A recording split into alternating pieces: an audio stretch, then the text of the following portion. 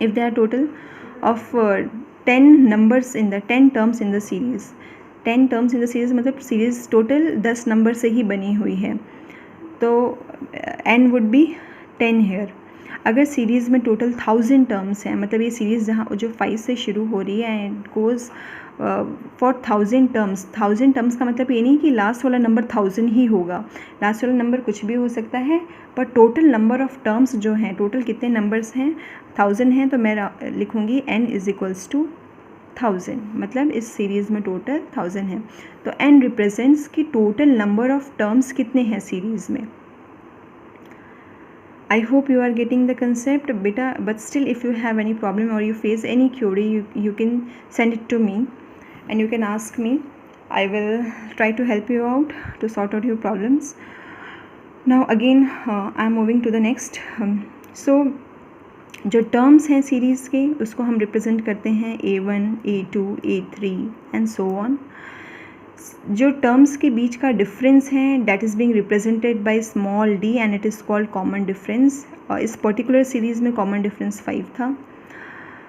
And n क्या represent करता है, n represents the total number of terms कि सीरीज़ में टोटल कितने टर्म्स हो सकते हैं.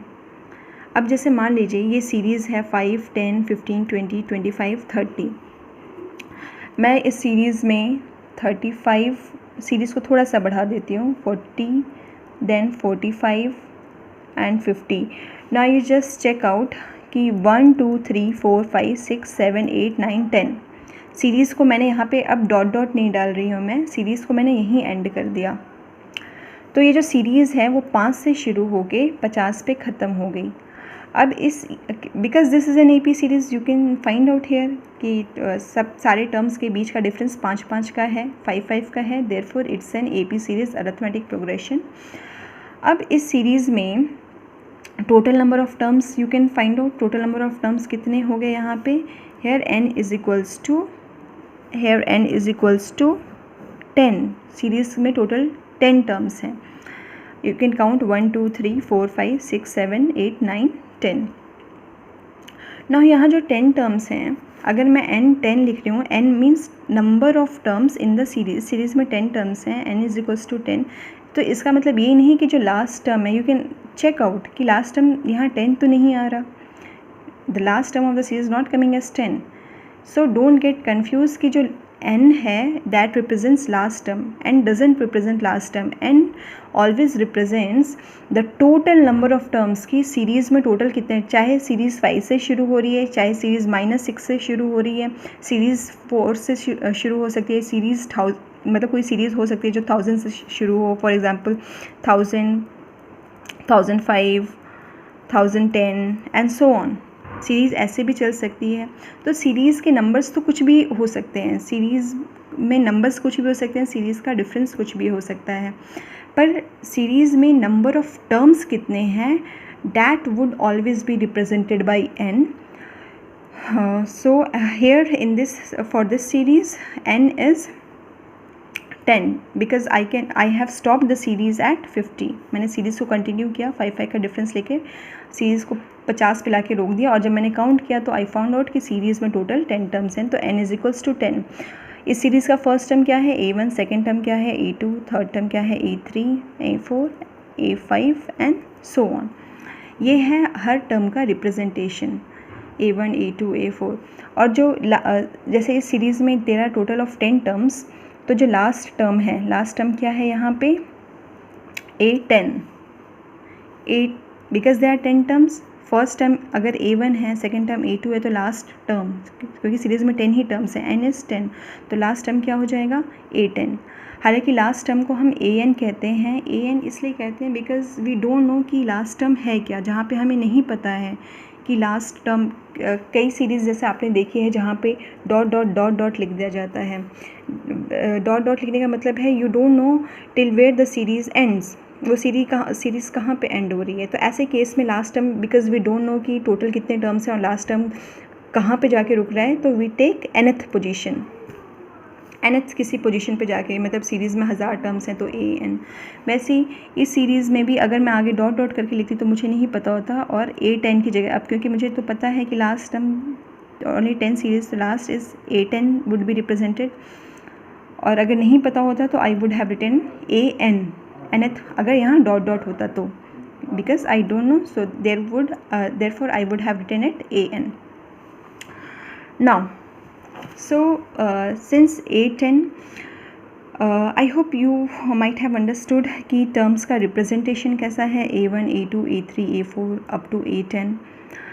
टोटल नंबर ऑफ टर्म्स को हम कैसे रिप्रेजेंट करते हैं N से, कॉमन डिफरेंस को हम कैसे रिप्रेजेंट करते हैं D से। अब ये जितनी भी वैल्यूज़ हैं, मतलब फर्स्ट टर्म सेकेंड टर्म, इससे रिलेटेड कुछ क्वेश्चंस और डाउट्स रहते हैं बच्चों के मन में कि जैसे मैंने आपसे एक एग्जांपल पूछा कि what is the value of A5 in the series. A5 मतलब, A5 का मतलब होता है fifth term. I am asking A5 value of A5 for this particular series. तो A5 कौन सा है, दिस इज़ फर्स्ट यानी कि A1 A2 A3 A4, A4 यानी fourth term, and A5 is 25। So value of A5 is 25, right. अब ये जो A5 25 आया, इसको आप एक मैथमेटिकल कैलकुलेशन से भी निकाल सकते हैं।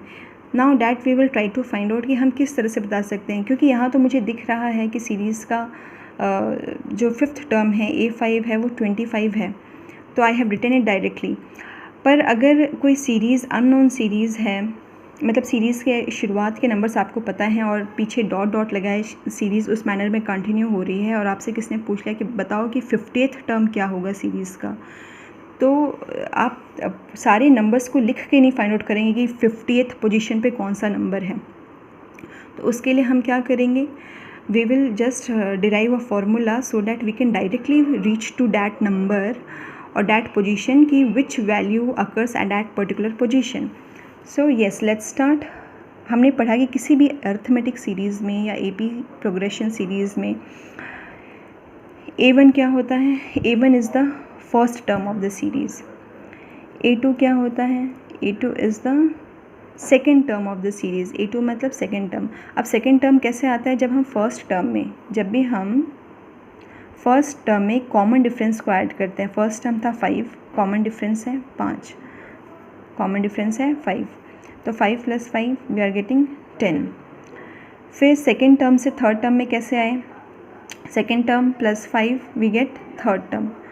तो अब इसी से हम एक सीक्वेंस बनाते हैं कि फर्स्ट टर्म तो सेम है A5, सेकेंड टर्म 10 कैसे आया, सेकेंड टर्म 10 आता है जब हम फर्स्ट टर्म यानी कि फर्स्ट टर्म हमारा A1 से रिप्रेजेंट किया जाता है और उसको हम लिखते क्या है, फर्स्ट टर्म को हमेशा A से डिनोट किया जाता है। First term is always A। तो फर्स्ट टर्म में जब कॉमन डिफरेंस ऐड करते हैं, फर्स्ट टर्म हो गया A में कॉमन डिफरेंस ऐड किया D, तो A + D that would be equals to first term A1 represented by A। A2 कैसे आएगा, जब फर्स्ट टर्म यानी कि A में हम क्या ऐड कर देंगे, D ऐड कर देंगे, so will get second term. फिर A3 कैसे आएगा, A3 means the third term of the series. A3 है मेरा यहाँ पे, अब एग्जाम्पल से समझते हैं। A3 मेरे पास है 15। नाउ 15 कैसे आ रहा है, the first term is 5 when I added +5 + 5 2 times in the first term. First term में 5 ऐड किया, फिर से 5 ऐड किया, 2 बार 5 ऐड किया, तब मुझे जाके थर्ड टर्म मिल रहा है। यानी कि कॉमन डिफरेंस को 2 बार ऐड करना है फर्स्ट टर्म में, तब मुझे थर्ड टर्म मिलेगा। वैसे ही फोर्थ टर्म का कैसे मिलेगा, फोर्थ टर्म लेने के लिए फर्स्ट टर्म में 5 5 5 3 बार 5 ऐड करूँगी, then I will get fourth term. और ये सारे किस में ऐड करना है, फर्स्ट टर्म में। तो थर्ड टर्म कैसे आएगा, थर्ड टर्म आएगा A plus common difference. Third term के लिए कितनी बार कॉमन डिफरेंस, 2 बार। 5 में एक बार +5, फिर 5 में एक और 5, 2 बार 5 ऐड करेंगे तब जाके वी आर गेटिंग 15। तो A + 2 times of common difference. वैसे A4 यानी 20, अगर 5 से 20 पे पहुंचना है तो +5 +5 +5 3 बार मुझे 5 ऐड करना पड़ेगा। तो A4 = A + 3D। तो A5 क्या हो जाना चाहिए, A5 यानी 25। 5 से 25 तक पहुंचने के लिए मुझे कितनी बार 5 5 ऐड करना पड़ेगा, 4 बार। 5 5 5 एंड 5, तो A5 की वैल्यू क्या आ जाएगी? A में 4 टाइम्स कॉमन डिफरेंस ऐड करने पे यू विल गेट A5। अगर मान लीजिए मुझे A15 निकालना है, A15 मतलब the 15th term of the series का 15वां टर्म, 15th पोजीशन पे जो भी नंबर है। A15 मतलब 15th सीरीज़ में बहुत सारे टर्म्स हैं, जो 15th पोजीशन पे नंबर है वो नंबर कौन सा है। If I want to find out, तो मुझे बस क्या पता होना चाहिए? A पता होना चाहिए, सीरीज़ का पहला टर्म पता होना चाहिए और कॉमन डिफरेंस पता होना चाहिए। लेकिन A15 के लिए मुझे कॉमन डिफरेंस कितने टाइम्स चाहिए होगा? 14 टाइम्स। 14 टाइम्स डी ऐड करेंगे फर्स्ट टर्म में, तो आई will gate A15। It means इस सीक्वेंस से मैं सीरीज़ का कोई भी टर्म निकाल सकती हूँ। अगर मुझे सीरीज़ में पता करना है कि सीरीज़ में 65 पोजीशन पे A65 डजंट मीन कि सीरीज़ में से 65 कहीं आ रहा है। हो सकता है सीरीज़ में 65 कहीं ना आए, सीरीज़ में पूरा नेगेटिव नंबर्स से भरा हुआ है। तो A65 का मतलब है कि सीरीज़ में जहाँ पे भी 65 पोजीशन है, मान लीजिए सीरीज़ में टोटल 70 टर्म्स हैं, सीरीज़ 80 टर्म्स की हो सकती है, या सीरीज़ एग्जैक्टली 65 टर्म्स की ही हो सकती है कि उसमें टोटल 65 टर्म्स ही हैं। तो उस 65th पोजीशन पे जो भी नंबर होगा उसकी वैल्यू कितनी आएगी? A में 64 टाइम्स हम D ऐड करेंगे। A में D plus D plus D plus D, how many times? 64 times D will add, will get A65। ऐसे अगर सीरीज़ में जो नंबर ऑफ टर्म्स हैं वो मुझे पता ही नहीं है कितने हैं, या फिर कोई ऐसा टर्म निकालना है जिसकी मुझे पोजीशन ही नहीं पता है, तो nth टर्म। अगर सीरीज़ का कोई भी टर्म निकालना है, nth का मतलब आपको फिक्स टर्म नहीं पता, आपको सीरीज़ में 100th टर्म निकालना है, आपको सीरीज़ का 71st टर्म निकालना है, आपको सीरीज़ का 5th टर्म बताना है कि 5th पोजीशन पे कौन सा नंबर है, अगर आपको सीरीज़ का 12th टर्म बताना है, तो आपको जो भी टर्म बताना है उसको आप यहाँ पे पुट कर दीजिए n की जगह। तो ये एक कॉमन जनरलाइज्ड फार्मूला है। n means a generalised number, वो कोई सा भी हो सकता है। सीरीज़ के लिए आपको 57th पोजीशन बतानी है कि सीरीज़ में 57th पोजीशन पे कौन सा नंबर है, तो जिस भी पोजीशन की वैल्यू बतानी है वो पोजीशन आपको यहाँ पे लिखनी है।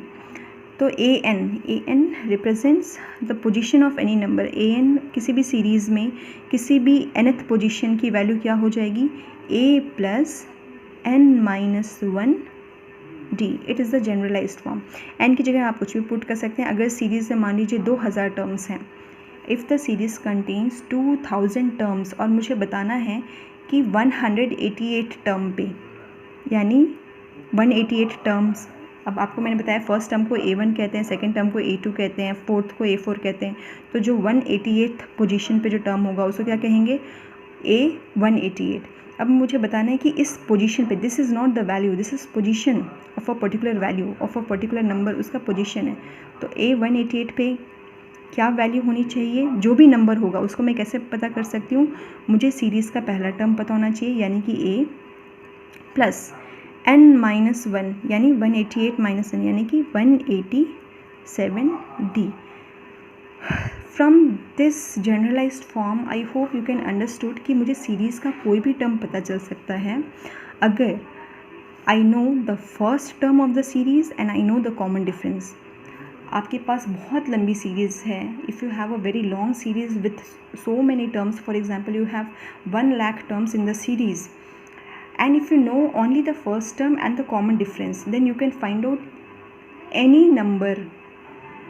number of the series with any position value। मतलब सीरीज़ में 65th टर्म पे कौन सा है, सीरीज़ में 1012 पोजीशन पे कौन सा नंबर है, that you can find out only by 2 important things. The first one is first term and the common difference. The rest we will continue with in our next class. Thank you so much.